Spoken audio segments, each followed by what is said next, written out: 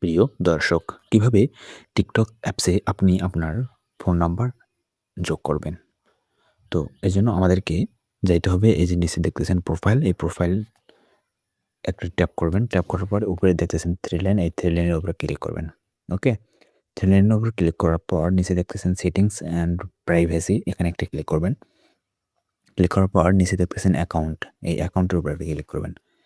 এরপরে উপরে দেখতেছেন অ্যাকাউন্ট ইনফরমেশন, এই অ্যাকাউন্ট ইনফরমেশনের উপর ক্লিক করবেন। তারপরে এখানে ফোন নাম্বার, এই ফোন নাম্বারের উপর ক্লিক করলে পরে এখানে বলতেছে অ্যাড ফোন নাম্বার, এখানে একটা ফোন নাম্বার আমাদের যোগ করতে হবে। তো আমার এখানে ফোন নাম্বারটা অলরেডি আছে, আমি এটা সিলেক্ট করে দিলাম। দেওয়ার পরে আমি নিচে যে কন্টিনিউ বাটন আছে, কন্টিনিউ বাটনে ক্লিক করব।